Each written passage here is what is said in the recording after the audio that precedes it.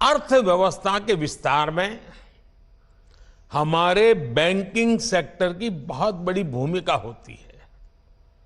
आज भारत उन देशों में से एक है जहां का बैंकिंग सेक्टर सबसे मजबूत माना जाता है। लेकिन 9 वर्ष पहले ऐसी स्थिति नहीं थी। जब सत्ता का स्वार्थ राष्ट्रहित पर हावी होता है, तब कैसी बर्बादी होती है, कैसा विनाश होता है। देश में कई उदाहरण हैं। ये हमारे बैंकिंग सेक्टर ने तो पिछली सरकार के दौरान ये बर्बादी को देखा है, झेला है, अनुभव किया है। आप लोग आजकल तो डिजिटल युग है, मोबाइल फोन से बैंकिंग का सेवाएं लेते हैं, फोन बैंकिंग करते हैं। लेकिन आज से 9 साल पहले जो सरकार थी ना, उस समय ये फोन बैंकिंग का कल्पना ही अलग थी, रिवाज ही अलग था, तरीके अलग थे, इरादे अलग थे। उस जमाने में, उस सरकार में ये फोन बैंकिंग मेरे आपके जैसे सामान्य नागरिकों के लिए नहीं था। देश के 140 करोड़ देशवासियों के लिए नहीं था।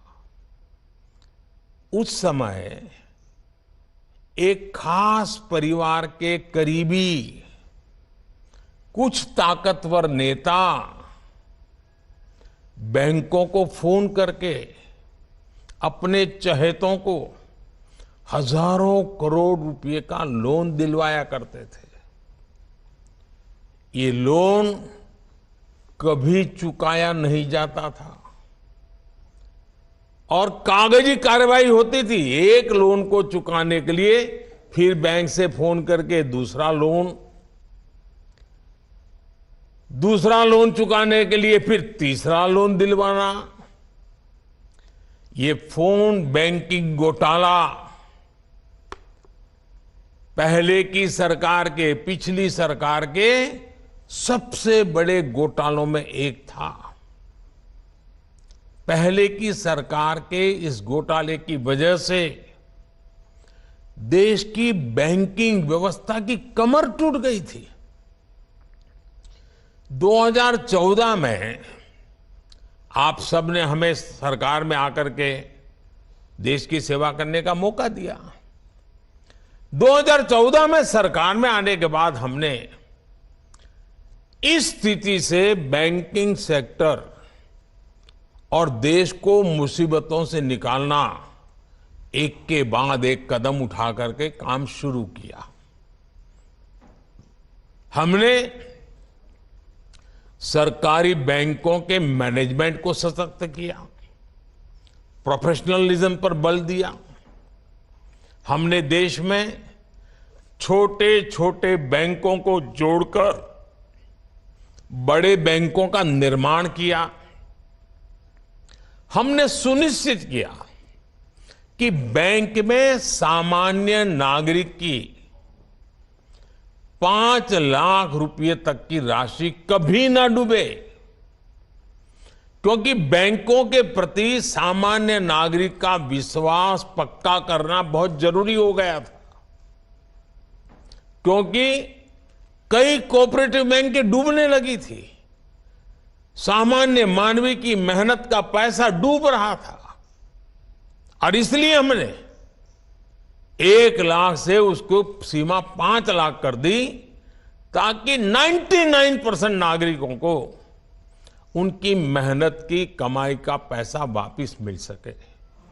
सरकार ने एक और महत्वपूर्ण कदम उठाया, बैंक्रप्सी कोड जैसे कानून बनाए, ताकि अगर कोई कंपनी किसी न किसी कारण से बंद होती है तो बैंकों को कम से कम नुकसान हो, इसके साथ ही हमने गलत काम करने वालों पर शिकंजा भी कसा, बैंकों को लूटने वालों की संपत्ति जब्त कर ली। आज परिणाम आपके सामने है। जिन सरकारी बैंकों की चर्चा हजारों करोड़ के नुकसान के लिए होती थी, एनपीए के लिए होती थी, आज उन बैंकों की चर्चा रिकॉर्ड प्रॉफिट के लिए हो रही है। साथियों, भारत का मजबूत बैंकिंग सिस्टम और बैंक के प्रत्येक कर्मचारी, उनका काम पिछले 9 साल में सरकार के विजन के अनुकूल जो उन्होंने काम किया है, वो हम सभी के लिए गर्व का विषय है। बैंक में काम करने वाले सभी मेरे कर्मचारी भाई बहनों ने इतनी मेहनत की, संकट में से बैंकों को बाहर लाए, देश के अर्थतंत्र विकास में अग्रसर होकर के भूमिका निभाई। और इन बैंक कर्मचारियों ने, बैंक के लोगों ने कभी भी मुझे और मेरे विजन को न नकारा न निराश किया। मुझे याद है जब जनधन योजना शुरू हुई तो जो पुरानी सोच वाले लोग थे वो मुझे सवाल पूछते थे, गरीब के पास तो पैसे नहीं, वो बैंक खाता खोल के क्या करेगा, बैंकों पे बर्डन बढ़ जाएगा, बैंक का कर्मचारी कैसे काम करेगा। भांति भांति के निराशाएं फैलाई गई थी। लेकिन बैंक के मेरे साथियों ने गरीब का जनधन खाता खुले, इसके लिए दिन रात एक कर दिया। झुग्गी झोपड़ी में जाते थे बैंक के कर्मचारी, लोगों के बैंक के खाते खुलवाते थे। अगर आज देश में करीब 50 करोड़ जनधन बैंक खाते खुले हैं तो इसके पीछे बैंक में काम करने वाले हमारे कर्मियों का परिश्रम है, उनका सेवा भाव है।